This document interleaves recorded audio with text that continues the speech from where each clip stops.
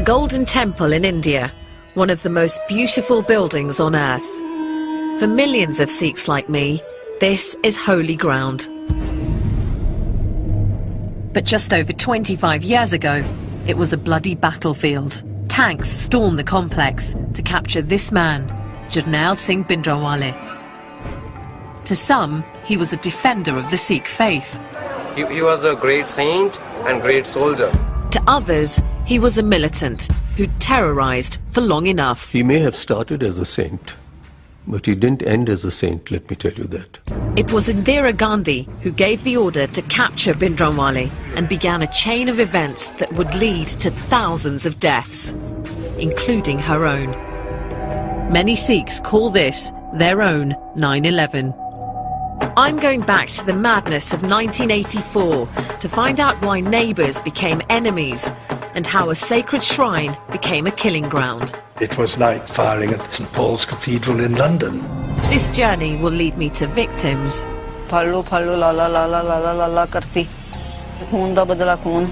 and heroes. I feel proud that I have saved one life. And will make me see my own faith in a new way.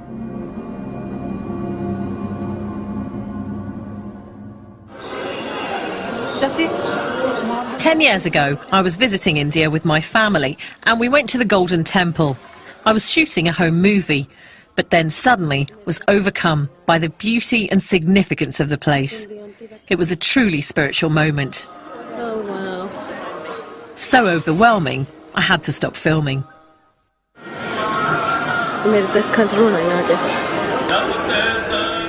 It may seem strange, but I'd never felt connected to my faith until that point.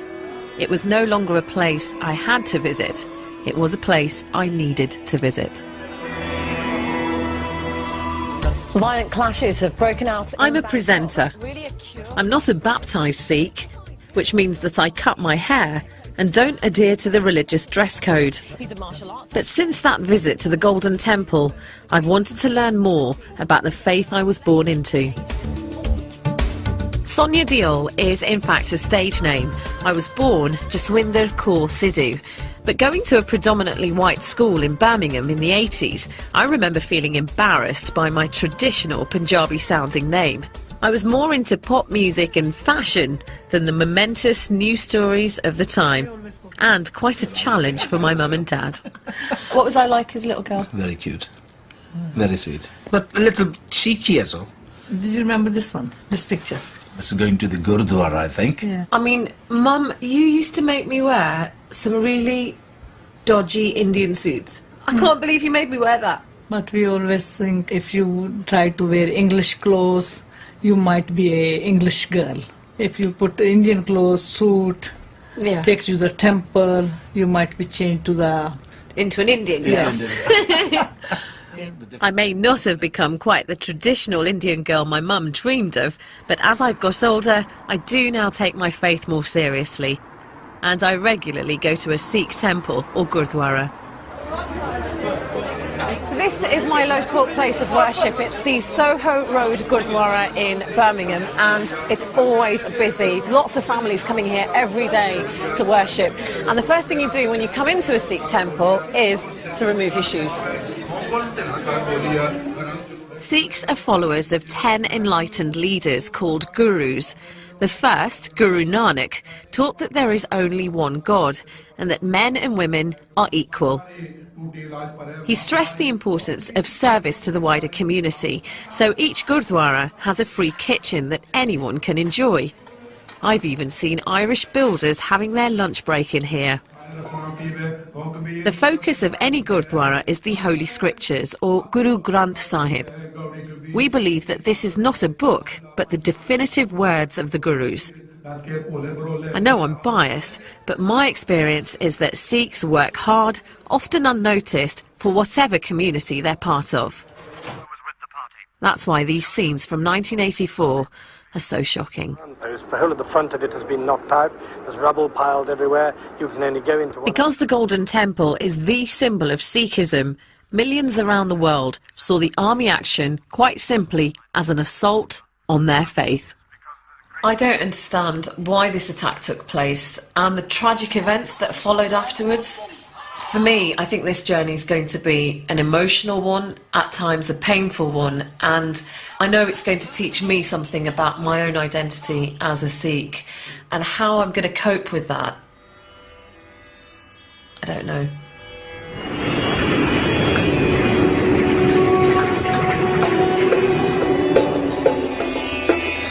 For me, this isn't a news assignment, it's a personal journey.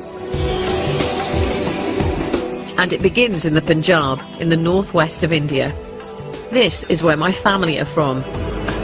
And although I've only been here a few times, it feels good to be back. This isn't going to make sense to some people. I was born and brought up in England, and yet I feel such a sense of connection and a real sense of belonging every time I come here. Just looking out, it's a really warm feeling. I feel very blessed to have two cultures that I take so much from. To understand the events of 1984, I need to find out more about the man at the heart of the story, Jarnail Singh Bhindranwale. He was born in a violent year, 1947, the year of partition, when the Punjab was divided between India and the new nation of Pakistan. At the age of 13, Jarnail Singh was sent to a religious school in the Punjab countryside, and it was there that a dramatic transformation took place. I'm off now to the school to find out why this young boy turned into such a fiery, inspirational leader. The school, called the Dandami Taksal, is a deeply religious place. So I've changed out of my Western clothes into a traditional Punjabi outfit. I must admit to feeling rather nervous about being here. This is a strict male-dominated community, and they may not approve of a Sikh woman with cut hair like mine. The Taksal is the place to go if you want to become a priest or preacher. The boys have a strict daily regime of prayer, exercise, but most important of all, learning the scriptures by heart. Sarjeet Singh Sodhi was a teacher at the Taksal when Bhindranwale joined in the mid-1960s. ਤੁਸੀਂ ਮੈਨੂੰ ਦੱਸੋ ਭਿੰਡਰਾਂਵਾਲੇ ਕੀ ਦੂਜੇ ਬੱਚਿਆਂ ਤੋਂ ਵੱਖਰੇ ਲੱਗਦੇ ਸੀ ਤੁਹਾਨੂੰ? ਲੱਗਦੇ ਸੀ ਉਹ ਸ਼ਾਂਤ ਰਹਿੰਦੇ ਸੀਗੇ ਤੇ ਬਾਣੀ ਪੜ੍ਹਦੇ ਰਹਿੰਦੇ ਸੀਗੇ ਜ਼ਿਆਦਾ ਦੂਜੇ ਬੱਚਿਆਂ ਨੂੰ ਬਾਣੀ ਵੱਧ ਪੜ੍ਹਦੇ ਸੀਗੇ ਤੇ ਆਪਣੇ ਧਰਮ ਬਾਰੇ ਉਹ ਕਿਸੇ ਦੀ ਗੱਲ ਬਰਦਾਸ਼ਤ ਨਹੀਂ ਸੀ ਕਰਦੇ ਜੇ ਕੋਈ ਧਰਮ ਤੋਂ ਉਲਟ ਗੱਲ ਕਰੇ ਨਾ ਉਹ ਬਰਦਾਸ਼ਤ ਨਹੀਂ ਸੀ ਕਰਦੇ ਉਹਨੂੰ ਉਹ ਗੁੱਸੇ ਨਾਲ ਵੀ ਕਹਿੰਦੇ ਸੀ ਵੀ ਜੇ ਕੁਝ ਕਿ ਨਾਰਾਜ਼ਗੀ ਨਾਲ ਵੀ ਨਹੀਂ ਸੀ ਸਮਝਦਾ ਫਿਰ ਉਹਦੇ ਨਾਲ ਬੋਲਣਾ ਛੱਡ ਦਿੰਦੇ ਸੀ ਬੈਠਣਾ ਉੱਠਣਾ ਬੋਲਣਾ ਚੱਲਣਾ ਛੱਡ ਦਿੰਦੇ ਸੀ ਹਾਂਜੀ Bhindranwale was clearly a passionate student whose determination and devotion would mean that in 1977, aged only 30, he would become head of the Taksal. The boys today have more modest ambitions.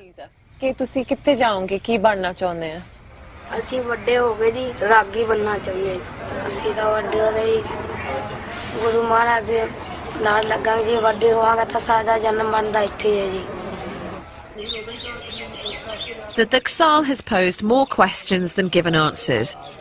The Bhindranwale I heard about was someone who, if he disagreed with your religious views, would at worst just ignore you. We obviously know that there was more to him than that, and I have to find out what it was that changed him. The answer has to lie in the politics of the time. The leading Sikh party were the Akali Dal, who campaigned for greater autonomy for the Punjab. Lined up against them were the Congress Party, dominated by Indira Gandhi and her son Sanjay. Congress had always advocated a secular, united India, and the Gandhis feared that the Akali call for greater autonomy in fact meant a separate Sikh religious state. In 1977, Indira Gandhi asked Sanjay to find a way to break the Akali Dal influence in the Punjab. Sanjay looked for someone who could set up a rival faction. Of the list of 20 names he was given, the new leader of the Of the list of 20 names he was given, the new leader of the Taxal clearly had the greatest potential. Bhindranwale had become well known for urging village Sikhs to abstain from drink and drugs and not cut their hair. His Back to Sikh Basics campaign touched a nerve, and he was baptising young men and women in their hundreds. My guide to the complicated world of Indian politics is Sir Mark Tully, who for 22 years was the BBC's chief correspondent in India. Throughout 1984, his reports were a lifeline for British Indians, anxious for news. Bhindranwale was chosen in part because of his extreme religious views and because it was thought that compared with the rather tired, elderly leaders of the Akali Dal, compromised in various ways, here was a young guy who was, in fact, a devout and practicing Sikh. And it must have been very tempting to him, because obviously what the Congress were telling him was, you come along with us and we'll make you the ruler of Punjab, in effect, really. So Congress needed someone to sing their tune? Who could, I think, be made to sing their tune might be a better way of putting it. Someone who could be groomed. And really it was more to take a stand against the Akalis than to sing the Congress tune. Do you think Bhindranwale was a natural politician? No, he wasn't really a natural politician. He was much more a natural, fanatical, religious leader than a natural politician. Mark met Bhindranwale on a number of occasions and found him to be an intimidating man. I remember one thing which happened to me when I was at a press conference, and being a bit of a fidgety sort of person, my foot almost, because we were all sitting on the floor, of course, almost touched his sword. And then Bhindranwale looked at me, and I really almost thought to myself, God, this sword's going to be used on me for this. He was a frightening figure, there's no doubt about that. Bhindranwale generates strong feelings. What some saw as frightening, others saw as inspiring. They believed he was merely upholding Sikh rights and fighting heresy. Some even hoped he'd bring about their dream of a Sikh state called Khalistan. But in the early 80s, Bhindranwale and his followers were repeatedly accused of intimidating and murdering their opponents. In September 1982, the owner of a newspaper chain critical of Bhindranwale was shot dead. Bhindranwale was suspected of masterminding the killing and arrested. What happened next was a turning point. Court proceedings began, but then to the surprise of many, he was released without charge. The government had arranged Bhindranwale's freedom, believing he was more used to them out of prison, campaigning against the Akali Dal party. He celebrated with a triumphant drive around Delhi. Bhindranwale was seen as a hero who had stood up to the government and won. He may have felt that he could now achieve greater support opposing the government than working with them. Mark Tully has his own theory why Bhindranwale turned against his Congress allies. During the raid to arrest Bhindranwale, the police accidentally or deliberately destroyed his most precious possessions. During the arrest, the police managed to burn every sermon that Bhindranwale had ever preached, because Bhindranwale had a secretary who used to write down every sermon that he preached. And thereafter, Bhindranwale would frequently, when attacking the government, say, "What can you say about someone who kills your children?" His children being his sermons. And this really does seem to have been something which went into him very sharply.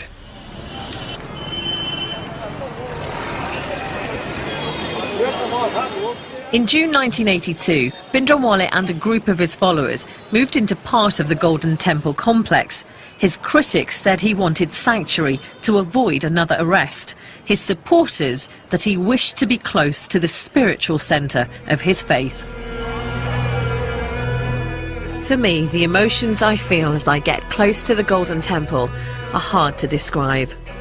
There's a strong sense of excitement because it's here that I feel at peace with God. This is the place that makes me feel more connected to my faith than anywhere else in the world.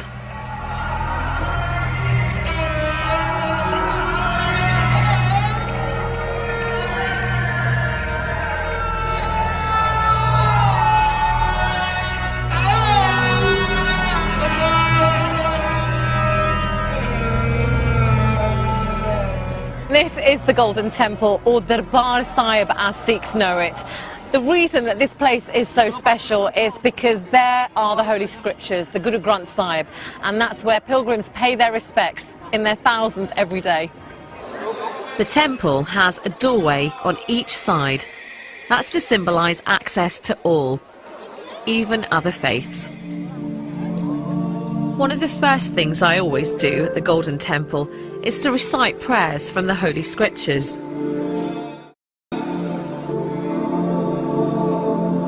Although I'm surrounded by thousands of pilgrims, nothing distracts me.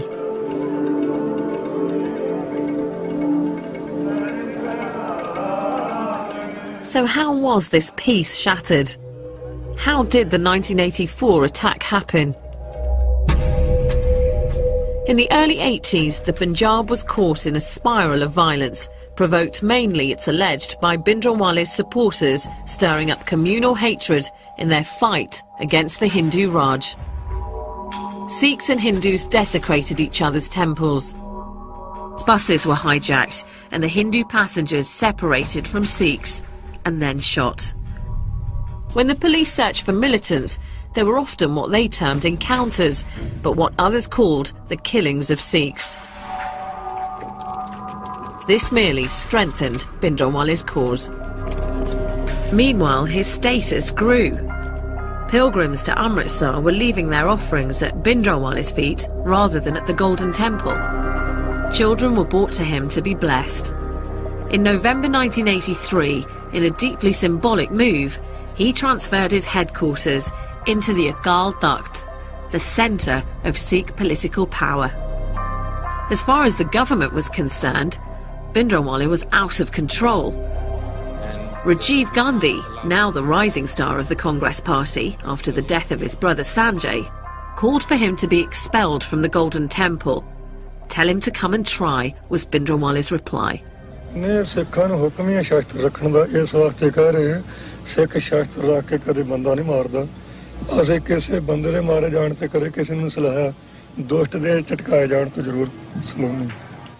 It was clear to journalists who visited the Akal Takht that Bhindranwale was getting ready for a fight.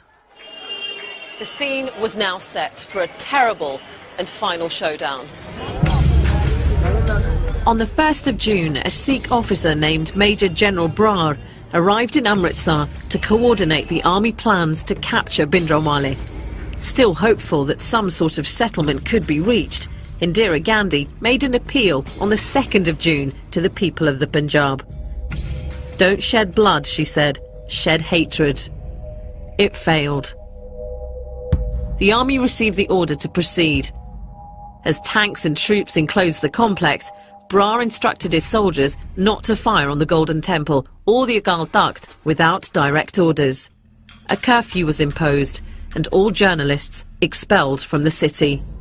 The operation, codenamed Blue Star, had begun. It's quite clear to me that a siege of the temple has started. General Brar sent his commandos down these steps to start the assault on Bhindranwale and his men. But they were mown down by gunmen that were hiding on both sides of the walls. He then sent in a second wave of commandos, and this time they were successful. They got down the steps, but they faced fire from not only the buildings around here, but from underground as well. Bhindranwale's men suddenly appeared from manhole covers, firing their machine guns and then disappearing into the complex's many underground passages. The army had clearly underestimated their opponents. Gyani Puran Singh was a priest at the Golden Temple. He and the other priests weren't going to allow 500 years of prayer to be interrupted, not even by a full-scale battle. This makes him a key eyewitness to Operation Blue Star. He was in the Akal Takht when he saw Bhindranwale in action. ਜਿਸ ਵੇਲੇ ਯੁੱਧ ਹੁੰਦਾ ਪਿਆ ਸੀ ਤੇ ਆਪਣੇ ਹੱਥ ਨਾਲ ਉਹ ਮੇਖਜੀਨ ਭਰਦੇ ਸਨ ਤੇ ਭਰ ਭਰ ਕੇ ਢੇਰ ਲਾਈ ਜਾਂਦੇ ਤੇ ਰੰਚਕ ਮਾਤਰ ਉਹਨਾਂ ਦੇ ਚਿਹਰੇ ਉੱਤੇ ਜਿਸ ਵੇਲੇ ਯੁੱਧ ਹੁੰਦਾ ਪਿਆ ਸੀ ਤੇ ਆਪਣੇ ਹੱਥ ਨਾਲ ਉਹ ਮੇਖਜੀਨ ਭਰਦੇ ਸਨ ਤੇ ਭਰ ਭਰ ਕੇ ਢੇਰ ਲਾਈ ਜਾਂਦੇ ਤੇ ਰੰਚਕ ਮਾਤਰ ਉਹਨਾਂ ਦੇ ਚਿਹਰੇ ਉੱਤੇ ਉਦਾਸੀ ਨਹੀਂ ਸੀ ਇਹਦੇ पे ਪਤਾ ਹੁੰਦਾ ਮਨੁੱਖ ਨੂੰ ਵੀ ਮੇਰਾ ਕਰਕੇ ਜੋ ਕੁਝ ਹੋ ਰਿਹਾ। ਉਹ ਸਤਪੁਰਸ਼ ਸੀ, ਕੋਈ ਮਾੜਾ ਕਰਮ ਕਰਨ ਵਾਲੇ ਨਹੀਂ, ਉਹ ਡਾਕੂ ਥੋੜੇ ਸਨ। ਇਹ ਢਹਿ ਢੇਰੀ ਹੋ ਰਿਹਾ, ਦੁਨੀਆ ਮਰ ਰਹੀ ਹੈ ਮੇਰਾ ਕਰਕੇ, ਇਕੱਲੇ ਦੇ ਕਰਕੇ। ਪਰ ਉਹਦੇ ਮਨ ਤੇ ਕੋਈ ਅਸਰ ਨਹੀਂ ਸੀ, ਰੰਚਕ ਮਾਤਰ ਵੀ, ਤੇ ਉਹ ਹੱਸਦੇ ਸਨ। With losses mounting and the operation dragging on dangerously, the army faced another problem. An armoured personnel carrier sent in to get troops to the Agal Takht was hit by a rocket-propelled grenade. The army had no idea that Bhindranwale was so well equipped. General Brar decided on a dramatic new plan.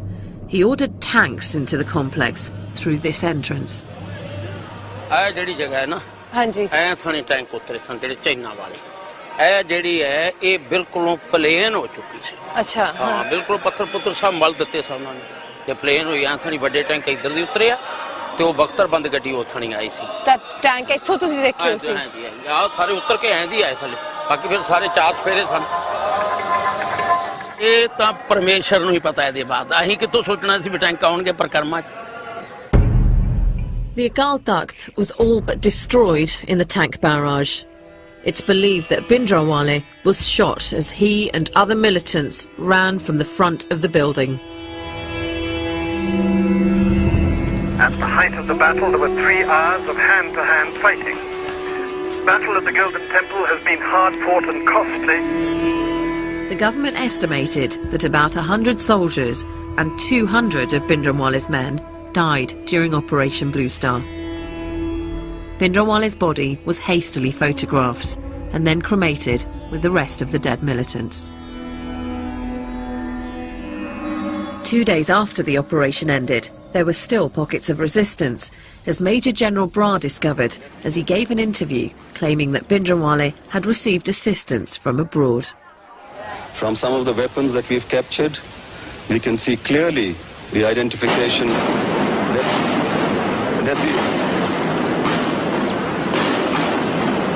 we can clearly establish that these weapons have been obtained from China or Pakistan. But there's another side to Operation Blue Star. It's the story of those caught in the crossfire. When the attack happened, these men, all from the same village, were in the temple complex along with their families and hundreds of other pilgrims to celebrate the anniversary of the martyrdom of the temple's founder. In the early hours of the 6th of June, these men claim the army stormed their hostel looking for Bhindranwale's men.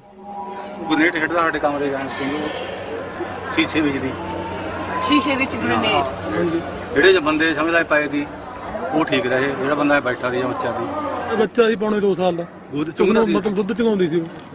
ਜਦੋਂ ਦੁੱਧ ਚੁੰਗਦਾ ਤੇ ਉਹਦਾ grenade ਨਾਲ ਸਾਰਾ ਪਾੜ ਗਿਆ, ਮੱਥਾ ਇੱਥਾ ਗਲ ਉੱਡ ਗਿਆ ਪਰੇ। ਤੁਹਾਡੇ ਸਾਹਮਣੇ? ਹਾਂਜੀ, ਸਾਹਮਣੇ ਵਿਚਾਲੇ ਬੈਠੇ ਸੀ ਸਾਡੇ।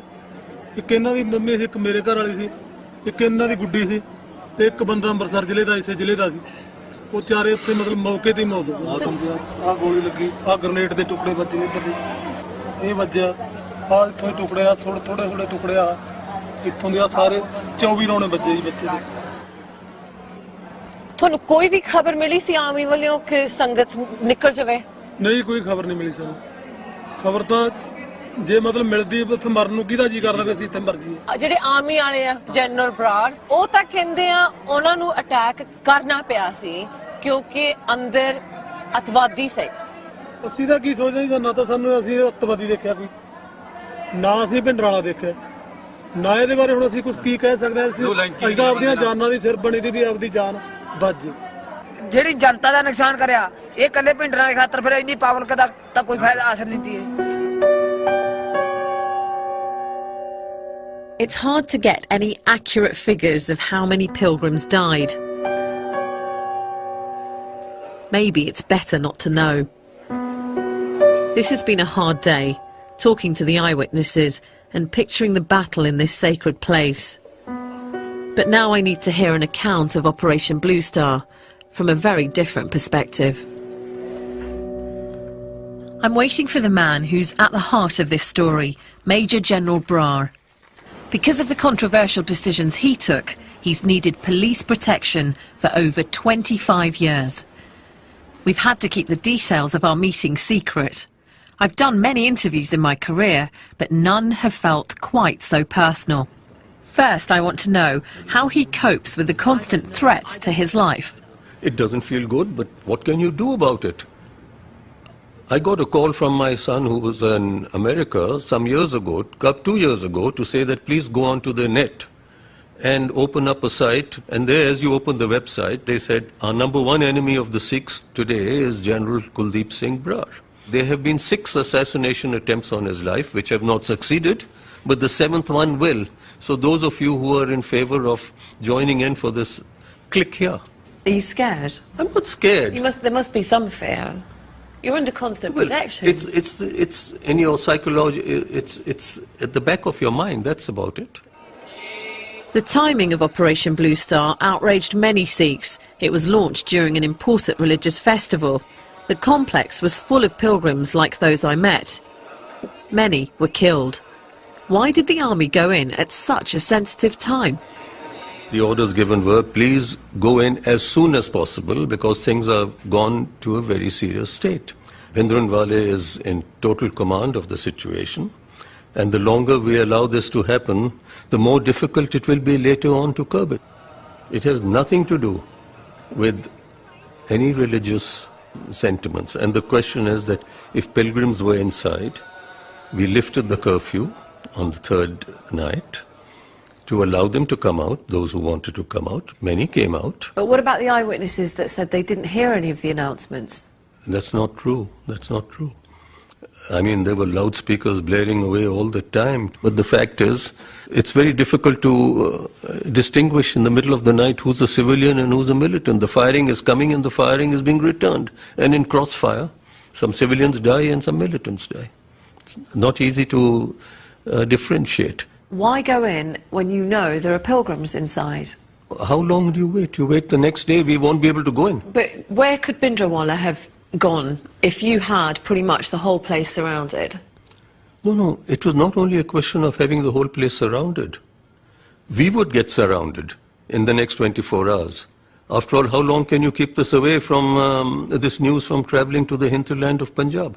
You'd have had thousands and millions of Sikhs with spears, guns, everything rushing to Amritsar, and that would be a very sad situation for a man in uniform. So you went in at that point for the safety of your own army? Not only the safety of our army, we had to accomplish the task. If we don't go in, forget the safety of the army, the task isn't going to get accomplished. But what about your responsibility to make moral decisions? This is the holiest, this is the centre of but I'm very sad. I'm very sad to tell you that it was no longer holy and sacrosanct. So if you're saying that morally we should have thought differently, what about those people who were inside? Was there any sanctity left inside the Golden Temple? Where's the morality of the people who were building bunkers in there and storing ammunition? I'm sorry, I have to disagree with you. What do you say to those people who see Bhindranwale as a saint, actually, and not a terrorist? He may have started as a saint, but he didn't end as a saint, let me tell you that. There was nothing saintliness about him at the time of Operation Blue Star. In the chaos of battle, the Golden Temple was hit and the sacred scriptures, the Guru Granth Sahib, was struck by a bullet. The Akal Takht all but destroyed. Did he accept any responsibility for the damage done? The responsibility is collective for whatever damage did take place, but the point is, the damage could have been much more severe, but the army held back their weapons at that stage. Wasn't Bhindranwale, and being such a religious man, concerned about the damage that could have been caused to the complex by sticking out and fighting and opening fire from all directions? 25 years on, do you now have any remorse or any regret about what happened? On the actions that I was asked to carry out, I was quite convinced that they were legitimate orders given and they had to be done. The remorse and sorrow is there for those human beings who lost their lives. One feels sorry for them. One doesn't only feel sorry for the innocent people who've lost their lives, but even those who are not innocent, who lost their lives, those who were the militants there, because after all they have families also. And don't ever, those who were the militants there, because after all they have families also. And don't ever think that those who were involved in this operation didn't feel remorse or pity or sadness or sorrow.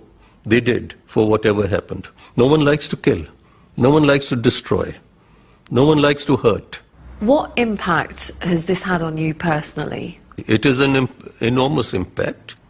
Once you put on your uniform, you have to accept these things. You have to accept the fact that there will be ups and there will be downs. But was this a price worth paying? I don't know. I really don't know. General Brar is clearly critical of Bhindranwale.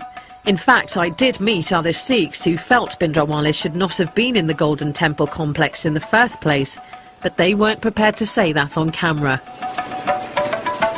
Bhindranwale still has passionate supporters who see him as a martyr and are unhappy with any criticism of their dead leader. Close to the Golden Temple, I came across a bookstall selling all kinds of Bhindranwale memorabilia. What does it say on the back of his t-shirt there? It's written Bhindranwale Babbar Shera. How old are you? I'm 18. 18. And is Bhindranwale a hero for you? Yeah.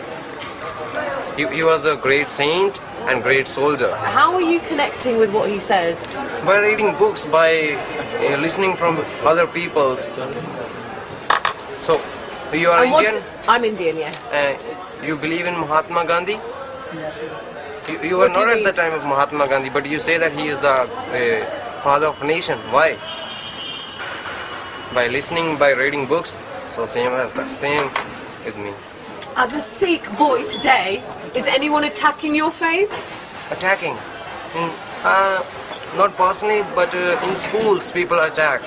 But you personally haven't seen anything yourself? Although Satnam feels a sense of injustice, he's clearly struggling to find any evidence to back it up. I'm encouraged that things have changed a great deal since 1984.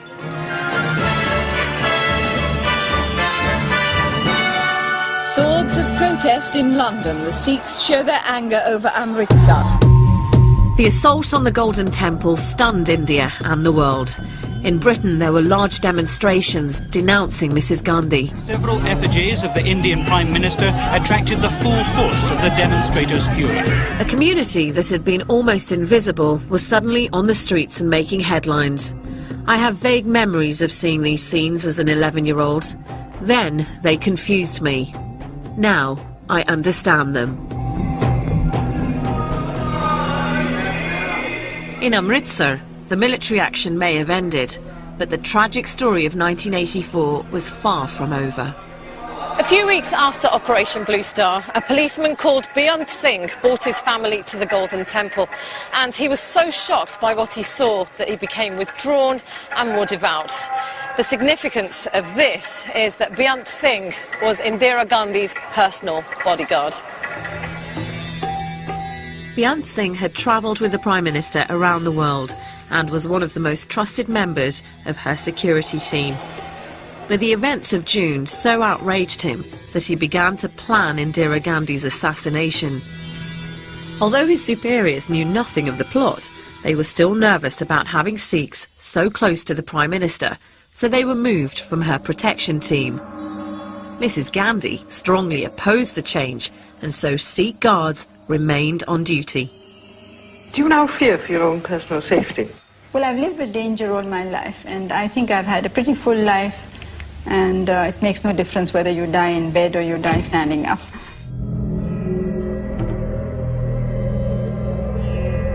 On the morning of the 31st of October, Indira Gandhi left her home in Delhi to take part in a TV interview.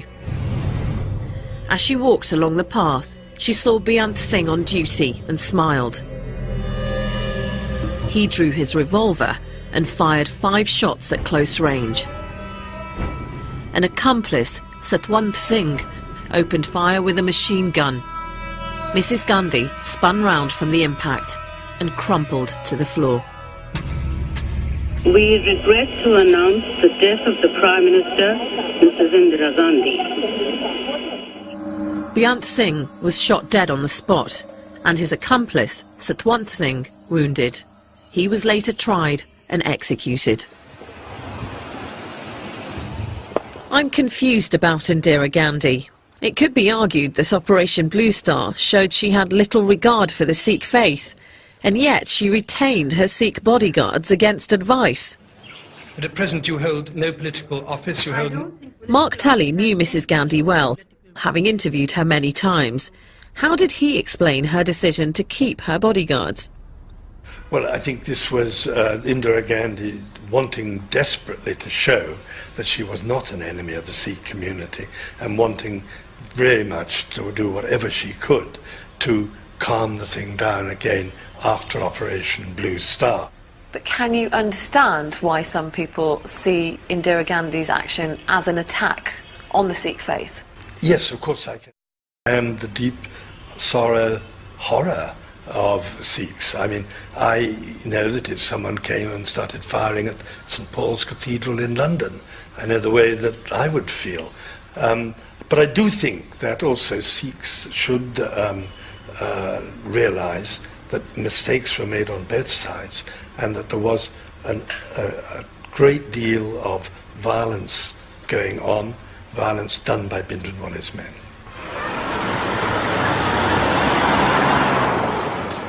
In 1948, when Mahatma Gandhi was assassinated, India was stunned. But the fact that the killer was one of their own meant there wasn't a violent reaction from Hindus. But in '84, when the news quickly emerged that Indira Gandhi's killers were Sikh, the world held its breath. How would Hindus now respond? As Mrs Gandhi lay dead in a Delhi hospital, a married couple called Gurmej Singh and Mahinder Kaur set off by train from the Punjab with their baby daughter to start a new life in Mumbai. They carried with them all their possessions and ambitious hopes for the future. They had no idea that Mrs Gandhi had been assassinated and were heading straight for trouble. Train te jadon tusi chade si bahut khush hone बहुत खुश सीगे ਉੱਥੇ ਅੰਮ੍ਰਿਤਸਰ ਸਾਨੂੰ ਸਾਡੇ ਰਿਸ਼ਤੇਦਾਰ ਵੀ ਮਿਲ ਗਏ ਬੜੇ ਖੁਸ਼-ਖੁਸ਼ ਅਸੀਂ ਕਿ ਰੇਲਵੇ 'ਚ ਬੈਠੇ ਫਿਰ ਰਸਤੇ ਦੇ ਵਿੱਚ ਦੇਸ਼ ਪਲਟ ਗਿਆ ਆ ਫੋਟੋ ਆ ਮੇਰਾ ਹਸਬੈਂਡ ट्रेन तो चढ़ते एक दिन ਪਹਿਲਾਂ ਇੱਕ ਦਿਨ ਪਹਿਲਾਂ 31 ਅਕਤੂਬਰ ਨੂੰ ਖਿੱਚੀ ਗਈ ਸੀ ਬਹੁਤ ਹੀ ਚੰਗੇ ਸੀ ਹਸਬੈਂਡ ਮੇਰੇ ਮੈਂ ਉਹਨਾਂ ਦੀ ਸਿਫਤ ਕਰ ਹੀ ਨਹੀਂ ਸਕਦੀ ਕਿ ਇੰਨਾ ਚੰਗੇ ਲੱਗਦੇ ਸੀ ਮੈਨੂੰ After 7 hours, the train stopped at a station outside Delhi. Suddenly, a mob surrounded them and surged into the carriage. Follow ਲਾ ਲਾ ਕਰਤੀ ਕੀ ਕਹਿੰਦੇ ਸੀ ਵੀ ਸਿੱਖਾਂ ਨੇ ਸਾਡੀ ਮਾਂ ਮਾਰਤੀ ਹੈ ਖੂਨ ਦਾ ਬਦਲਾ ਖੂਨ ਇਹਨਾਂ ਨੇ ਪਗੜੀ ਵੱਧੀ ਸੀਗੀ ਸਿੱਖ ਸੀਗੇ ਤੇ ਸੀਟ ਤੇ ਬਸ ਬੈਠਿਆਂ ਦੇ ਉਹਨਾਂ ਨੇ ਸਰੀਆ ਮਾਰਿਆ ਸਿਰ 'ਚ ਖੂਨ ਵਗਣ ਲੱਗ ਗਿਆ ਸਿਰ ਦੇ ਵਿੱਚੋਂ ਖੂਨ ਜਾਣ ਲੱਗ ਗਿਆ ਕਹਿੰਦਾ ਵੀ ਮੈਂ ਤੇ ਮਹਿੰਦਰ ਕੋਲ ਹੁਣ ਤੇਰੇ ਨਾਲ ਕੋਈ ਘਰ ਦੀ ਗੱਲ ਨਹੀਂ ਕੀਤੀ ਤੇ ਪਰ ਬਚਣਾ ਨਹੀਂ ਮੈਂ ਹੈਗਾ ਅਸੀਂ ਵੜ ਕੇ ਜਿੱਥੇ ਆਪਣੀ ਸੀਟਾਂ ਨੇ ਗੱਡੀ ਦੀ ਸੀਟ ਦੇ ਥੱਲੇ ਲੰਮਾ ਪਾਇਆ ਉਹ ਬਾਅਦ 'ਚ ਫਿਰ ਸਮਾਨ ਲੁੱਟਣ ਆਏ ਆ ਤੇ ਉਹਨਾਂ ਨੇ ਫਿਰ ਲੈ ਗਏ ਸਾਡੇ ਕੋਲ ਖੋ ਕੇ ਲੈ ਗਏ ਅਸੀਂ ਖੋਨੇ ਆ ਵੀ ਅਸੀਂ ਰੋਨੇ ਆ ਖਪਦੇ ਆ ਖੋਨੇ ਆ ਵੀ ਨਹੀਂ ਅਸੀਂ ਦੇਣਾ One Sikh mother in Mahinder's carriage saved her son's life by quickly tying his long hair into plaits so the mob would think that he was a girl. But the mob were not fooled by Mahinder's attempts to hide Gurmej between the seats. They dragged him onto the platform. ਉੱਪਰ ਲੰਮੇ ਪੈਂਦੇ ਪਏ ਨਹੀਂ ਦੇਣਾ ਹੈਗਾ ਸਾਡੇ ਕੋਲ ਲੈ ਗਏ ਨਹੀਂ ਦੂਰ ਅਸੀਂ ਜਲਦੀ ਵੇਖੇ ਨੇ ਤੇ ਫਿਰ ਜਲਦੀ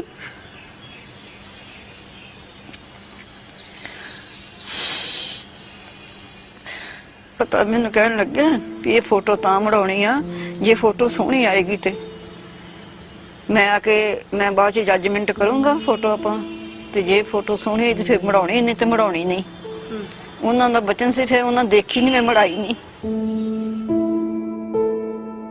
It's been a difficult time for Mahinder. Since 1984, she's raised her daughter alone. But recently, after a long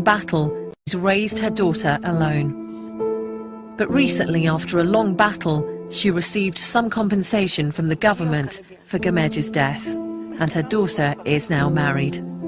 At last, joy has come into Mahinder's life.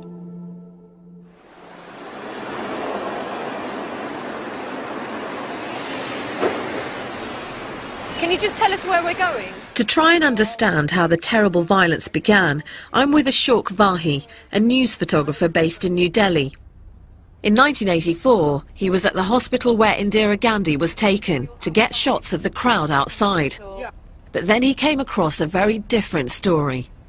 Firstly, it was not allowed to go inside the hospital. Then one of the hospital security has come. He knows me. Then he said, hey, listen, you can have a very good picture that some of the sick boys, young boys, are inside the casualty. Emergency. I went inside, immediately I made my camera and took 1-2 shot too.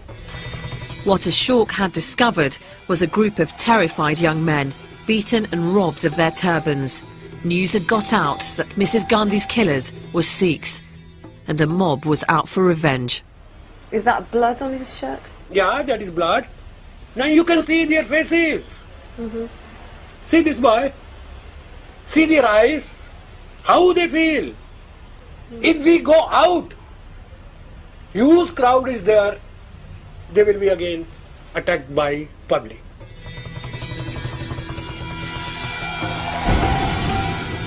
As the rioting spread across Delhi, a friend who just arrived by train from the Punjab called Ashok and told him to get to the station as soon as possible.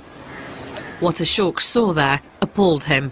No longer just beating, the mobs were now killing. The picture he took was printed in newspapers around the world. I've just spoken, Ashok, to a woman who lost her husband on a train coming in from Punjab. Her husband was dragged from the train. This could be the train. Yeah. As a Hindu, seeing all of this happening for the first time in your life. Yeah, that is the first time in my life. How did that make you feel? I feel and I pray this will not happen again anymore in this country. But then Ashok went from observing the drama to being part of it.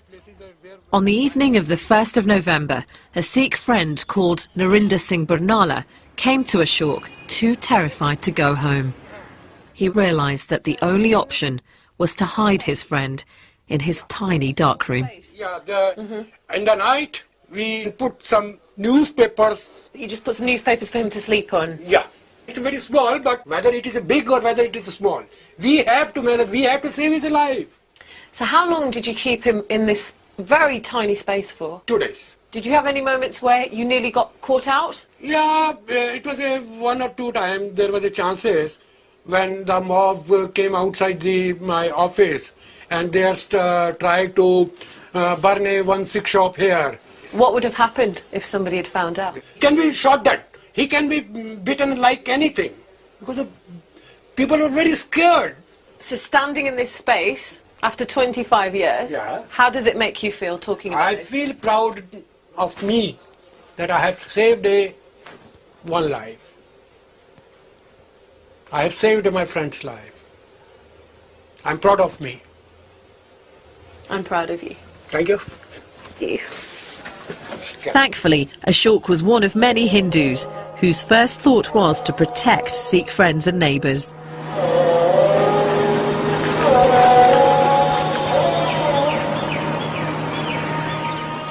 The attacks didn't just happen in central Delhi, where Ashok was. The mobs wanted to kill in greater numbers, so they headed to the outskirts of Delhi, areas like Trilokpuri and Mongolpuri. That's where the Sikh communities lived. Almost every family has a story of murder, burning and beating. He was burned alive in the garage along with the car. At their local Gurdwara, I met 3 men who'd all lost loved ones. Inside is a painting depicting the horrors of the mob violence. The local Sikh community had described their ordeal to a painter, and slowly a macabre picture was created.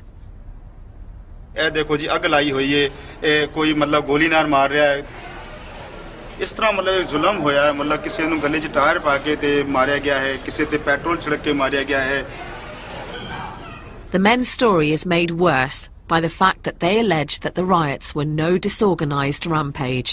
ਜੋ police ਸੀ ਉਹਨੇ ਆ ਕੇ ਸਾਨੂੰ ਧਮਕਾਇਆ ਕਿ ਜਾਂ ਤਾਂ ਤੁਸੀਂ ਆਪਣੇ ਘਰਾਂ ਵਿੱਚ ਚਲੇ ਜਾਓ ਨਹੀਂ ਤਾਂ ਫਿਰ ਅਸੀਂ ਤੁਹਾਨੂੰ ਮਾਰਾਂਗੇ ਜੇ ਤੁਸੀਂ ਘਰ ਚਲੇ ਜਾਓਗੇ ਤੇ ਅਸੀਂ ਤੁਹਾਡੀ ਰੱਖਿਆ ਕਰਾਂਗੇ ਤੇ ਹਰ ਬੰਦਾ ਆਪਣੇ ਆਪਣੇ ਘਰ ਪਰ ਚਲਾ ਗਿਆ ਉਸ ਦਿਨ ਫਿਰ ਉਹਨਾਂ ਨੇ ਗੁਰਦੁਆਰਾ ਸਾੜਿਆ ਸਭ ਤੋਂ ਪਹਿਲੇ ਗੁਰਦੁਆਰੇ ਸਾੜ ਕੇ ਪਰ ਜਿਸ ਤਰ੍ਹਾਂ ਪਤਾ ਲੱਗਿਆ ਬਈ ਘਰਾਂ ਵਿੱਚ ਅਸੀਂ ਵੜ ਗਏ ਹਾਂ ਤੇ ਫਿਰ ਉਹਨਾਂ ਨੇ ਆਪਣੇ ਬੰਦੇ ਛੱਡ ਦਿੱਤੇ ਕਿਸੇ ਹਰ ਘਰ ਤੇ ਕਿ 100 ਕਿਸੇ 200 ਕਿਸੇ 50 ਬੰਦਾ ਸਮਝੇ ਨਾ ਅਸੀਂ ਕਿਸ ਤਰ੍ਹਾਂ ਹੀ ਕੱਪੜੇ ਪਾ ਕੇ ਜਨਾਨੀਆਂ ਦੇ ਕੱਪੜੇ ਪਾ ਕੇ ਤੇ ਅਸੀਂ ਕਿਸੇ ਤਰ੍ਹਾਂ ਵੀ ਜਨਾਨੀਆਂ ਸਾਨੂੰ ਲੁਕਾ ਕੇ ਤੇ ਆਪਣੇ ਘਰੋਂ ਕੱਢਤਾ ਤੇ ਅਸੀਂ ਬਾਹਰ ਚਲੇ ਗਏ ਉਸ ਤੋਂ ਬਾਅਦ ਜੋ ਕੁਝ ਹੋਇਆ ਉਹਨਾਂ ਬੀਬੀਆਂ ਨਾਲ ਵਿਧਵਾਵਾਂ ਨਾਲ ਜਿਸ ਟਾਈਮ ਵਿਧਵਾ ਪ੍ਰੈਜ਼ੈਂਟ ਨੇ ਉਹਨਾਂ ਨਾਲ ਸਾਰੀ ਅੱਖਾਂ ਨਾਲ ਉਹਨਾਂ ਨੇ ਵੇਖਿਆ ਸੀ ਇਹਨੂੰ ਗੱਲੇ 'ਚ These three men had an extraordinary escape. It's estimated that about 3,000 Sikhs were killed in Delhi alone. 50,000 fled the city. It's chilling to think that the violence may have been made worse by those that should have protected them. The human cost of the barbarity can be found in these block of flats. Here, women who lost husbands and sons were resettled in what's become known as the Widows' Colony. For them, what they saw just over 25 years ago is still raw and deeply painful. हम तो दोषी नहीं हुए ना पर गरीब मार कर दी 3 बेटे मार दिए बड़ा मार दिया पोता मर गया हमारे घर में मरते तो ना गया ना आप बताएं आपके परिवार पर क्या बीती गई क्या हुआ था मेरे 4 लड़के 4 लड़कों को मेरे को जला दिया मट्टी का तेल दुनिया के कमरे में निकलते रहे वो घेर घेर के जलाते रहे टायर भी लगा दिया बीच में दोनों के और आग लगा दी हाय मम्मी हाय पापा हाय मम्मी हाय पापा कर रहे और हम उधर रो रहे आपने देखा अपनी आंखों से देखा ये वाला लड़का मुंडा बड़ा सोटी से मारा लाठी से ऐसा सो रहा लड़का हमारा दिन भर दिन आपकी जिंदगी आसान होती है कि नहीं जब हम हमारा अंतकाल होएगा ना ये दुख तो तभी भूलने वाला बेटा जिंदगी में तो भूलने वाला ही नहीं ये तो नहीं भूल सकते I didn't realise it was going to get tougher this journey. Talking to families who have lost several generations, sons, husbands, grandfathers, and all in the name of religion, it makes me feel sick to the stomach. I was just sitting there thinking, for me personally, my dad is my rock. I can't imagine my life without a father figure, without my dad. I can't imagine my life without my dad. And they've lost all their male figures in their family, and that's really hit me more than anything.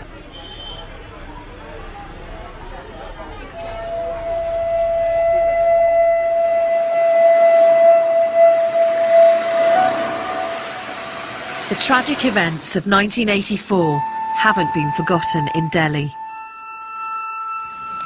I've been told of a simple ceremony taking place that marks the year in a practical and moving way. Hello, Sat Shri Akal. Harvinder Fulkar is a lawyer who's devoted most of his career to campaigning for justice for those who've lost relatives in the riots. He's behind a scheme to plant 25,000 trees right across Delhi. This is in memory of those who were killed in 1984, and so that their memory goes into the history. They will be remembered for the 100 years when these trees survive and they grow up. Feels like a very positive thing that we're doing here. Harvinder then invited me to plant a tree. I knew in whose memory I wanted to dedicate it. Well, thanks for letting me do this, because I'm doing this for Mahinder Kaur, whose husband was killed on a train, and all the other victims that I've met along this journey, really, for their strength. Put a special mark on this so that I recognise this when I come back. Thank you for allowing me to do that. Oh, you're most welcome.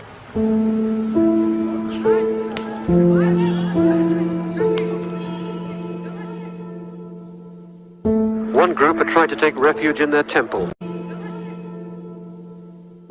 One group had tried to take refuge in their temple. It was set on fire, their bodies dumped in a ditch.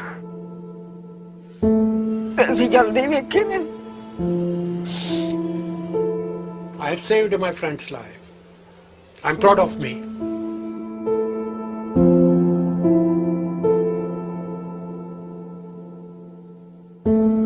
Although Harvinder's fight for justice and a proper inquiry into the Delhi violence continues, India today feels a more integrated nation. It even has a Sikh Congress Party Prime Minister. That evening, Sikhs and Hindus come together in a strong show of unity.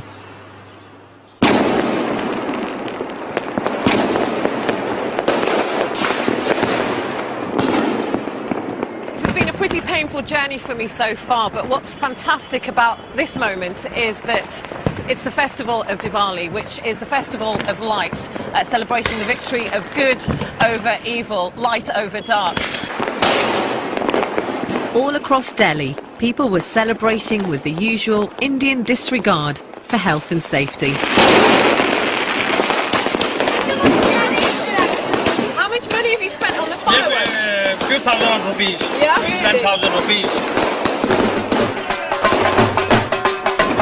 This was the first party I came across, and to say that after 2 days of reflecting on mob violence it came as a relief would be an understatement. Who's going to share this with me? 2 families, one Hindu, one Sikh, enjoying the same festival.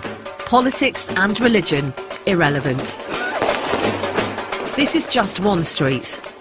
I don't want to read too much significance into it, but it's hard not to be moved by such a scene.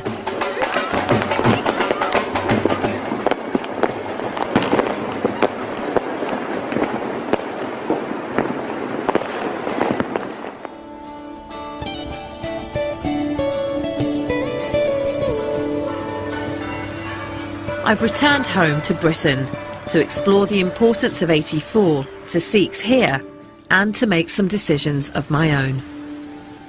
In Britain, Sikhs watched helplessly as events unfolded in India. They demonstrated in their thousands and welcomed family members who fled the violence. Inderjeet Singh is one of the leaders of the British Sikh community. We protested, we wrote letters, we placed adverts in the daily newspapers. We did everything we could. It was reacting to the outrage that Sikhs wanted to demonstrate to the world. We are a minority. Please look at what's happening to our community. People came from all over the country, placards criticizing the Indian government and drawing attention to the wider world about what was happening. It was a very emotional affair. Over the course of time, what happened to that anger? Has it calmed down? Has it got stronger? Oh, none of us can be angry for too long. We do calm down, but sometimes the hurt remains. And in India, in this country, the hurt remained. But Inderjeet believes that despite the hurt, British Sikhs have moved on and discovered a renewed interest in their faith. Well, the events of 1984 made Sikhs examine their own religion. What is it? Why are we under attack? What are our teachings? You look again more closely at your religion at times like that. And when in looking closer and looking at the world around you, you realize that Sikh values, Sikh teachings have something very positive to offer. Emphasis on human rights and equality of all people, tolerance, real tolerance, respect for other religions. These things are very important in giving a sense of direction to life. So, in a sense, that is something positive that came out of the trauma of 1984.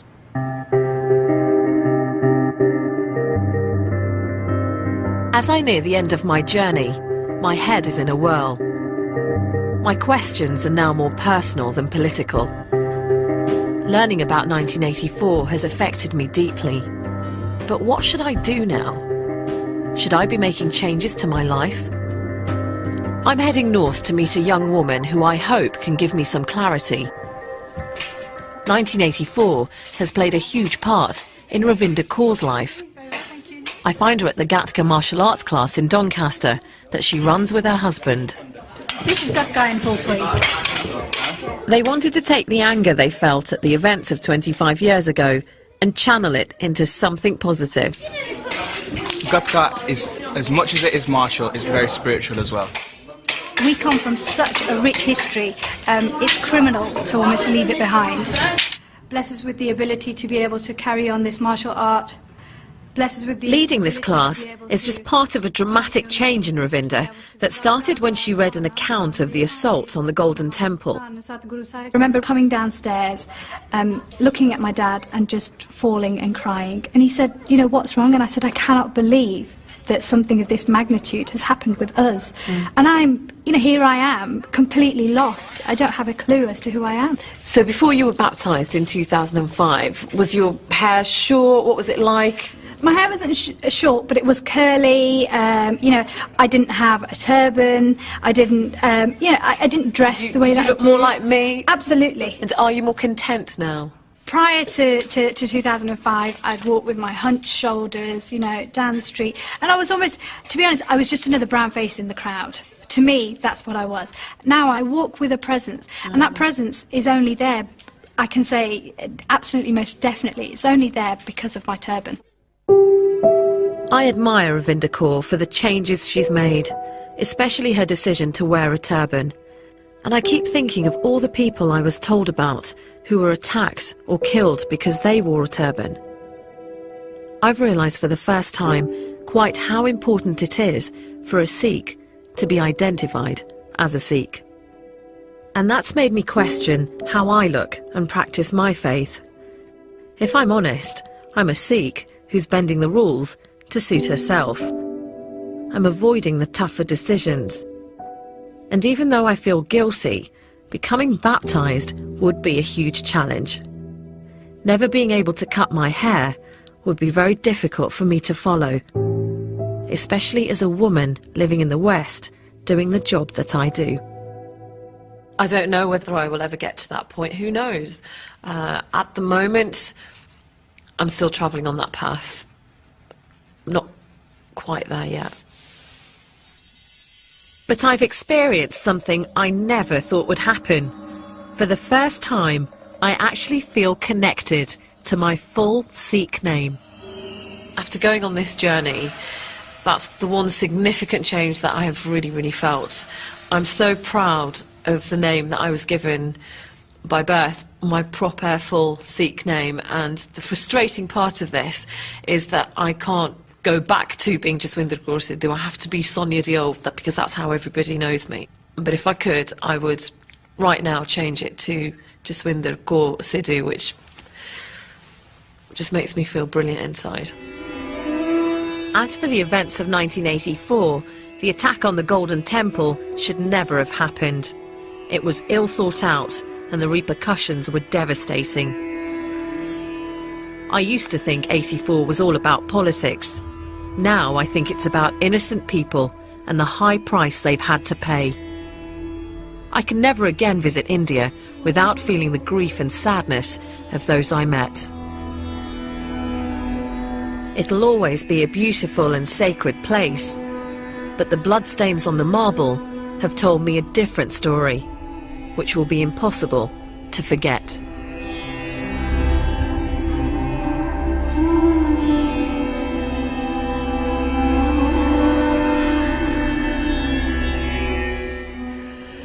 You can join Sonia Diol on the BBC Asian Network for discussion, music and interviews, Friday afternoons from 1.